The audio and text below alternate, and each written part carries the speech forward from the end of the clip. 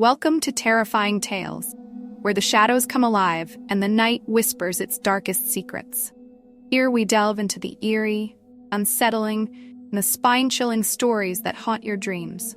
From ancient curses to haunted houses, twisted legends to unexplained phenomena, we bring you the stories that send shivers down your spine and leave you questioning what lurks just beyond the edge of the light. Whether you're a fan of the supernatural or simply love a good scare, this is the place where your fears are brought to life. The Wendigo's curse. Centuries ago, in the heart of a dense, ancient forest in the northeastern lands, there existed a proud and close-knit Algonquin village. The people lived in harmony with nature, respecting the spirits of the earth, sky, and water.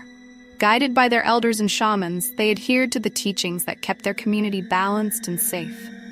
Among the people was a young man named Kitchi, a skilled hunter who was known for his strength and ambition. Unlike many in the village, Kitchi was restless.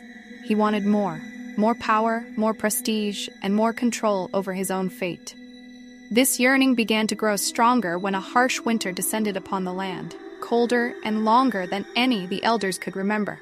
Snow covered the ground for months, food became scarce, and the people of the village were on the edge of starvation. Kitchi watched as his wife, Ayana, grew weaker with each passing day. She was the love of his life, a kind and nurturing spirit, and the thought of losing her drove Kitchi into a desperate state. He would do anything to save her. When he heard whispers of a shunned hermit who lived on the edge of the forest, a man said to possess dark knowledge, Kitchi knew what he had to do. He ignored the warnings of the elders, who had exiled the hermit long ago for practicing forbidden magic.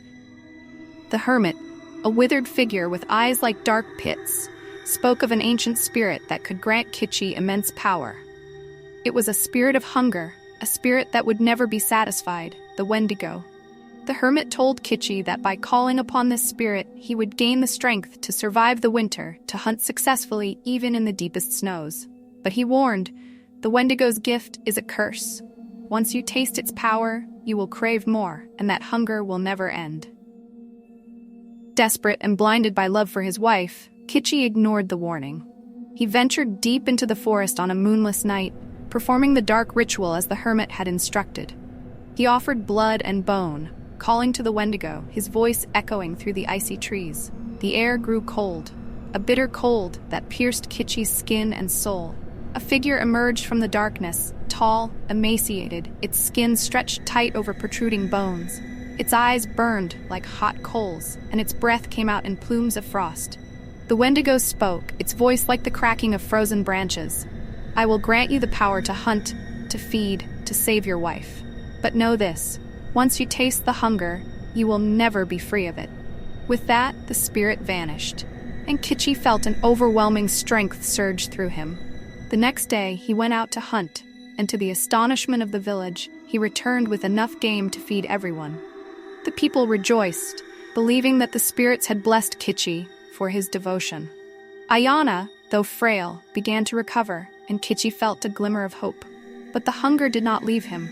No matter how much he ate, Kitchi felt empty, a gnawing pain in his stomach that never ceased. He began hunting more, bringing down animal after animal, but it was never enough. The hunger grew, and with it, a darkness inside him. His thoughts turned sinister, his dreams haunted by visions of flesh and blood. One night, as the snowstorm raged outside, the hunger became unbearable. Kitchi's mind twisted, his senses clouded by the need to feed. He turned to Ayana, who was sleeping beside him, her breathing shallow and her face pale. She looked so fragile, so vulnerable. Something in him snapped. The hunger took over completely, and before he realized what he was doing, he lunged at her.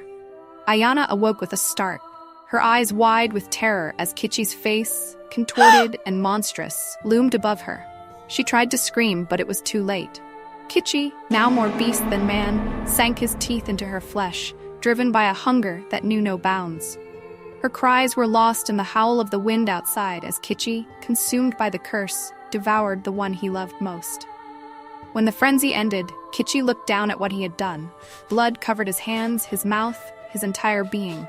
The realization hit him like a freezing wave, and he screamed, a sound of pure agony and horror.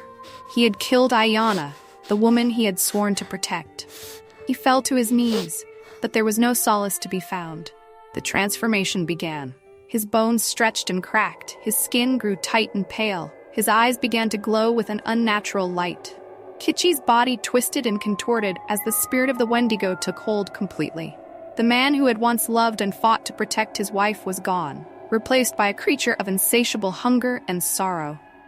The villagers found Ayana's remains the next morning, and the signs of the struggle told them all they needed to know.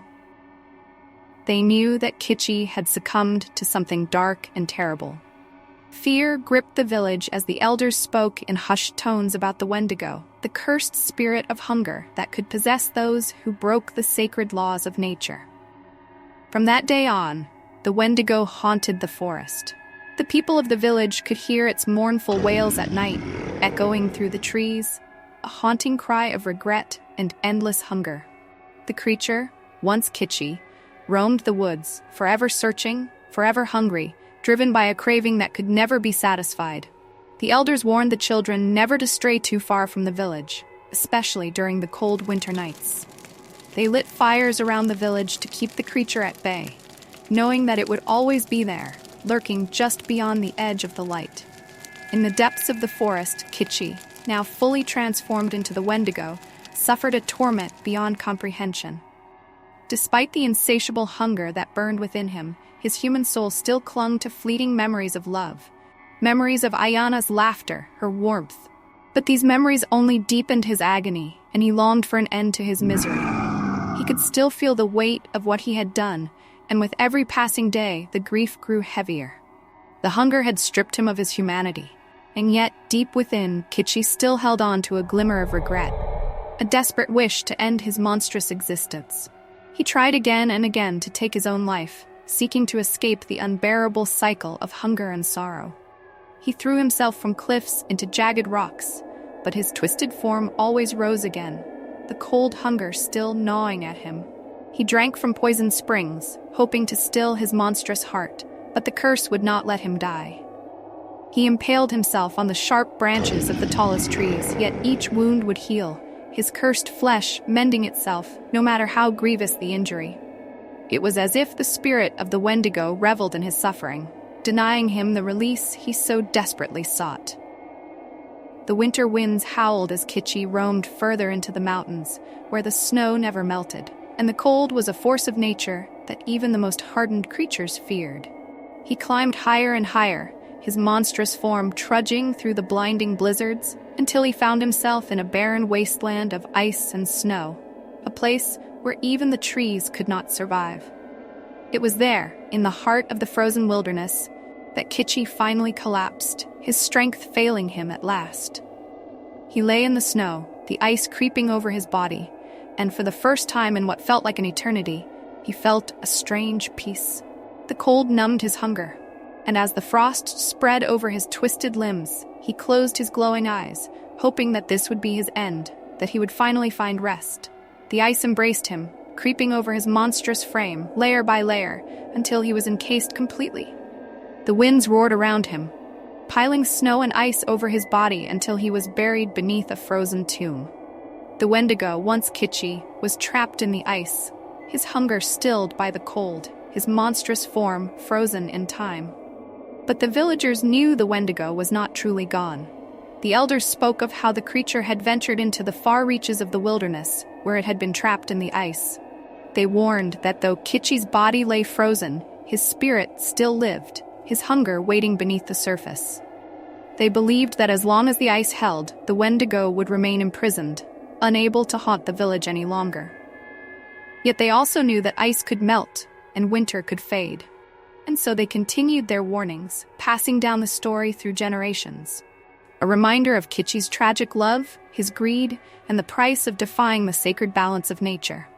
To this day, the Wendigo lies trapped in the ice, his body frozen, but his spirit ever restless, a prisoner of his own monstrous hunger. And on the coldest, darkest nights, some say that if you listen closely, you can still hear his mournful cries carried on the wind, a chilling reminder that the Wendigo's hunger, though stilled for now, is never truly gone. Thank you for joining us on this chilling journey into the unknown. If our tales sent shivers down your spine, be sure to hit that like button and subscribe to Terrifying Tales for more stories that will haunt your nights. Don't forget to ring the bells so you never miss a new tale of terror. Have a story you want us to explore? Drop it in the comments below. We're always on the hunt for the next haunting tale.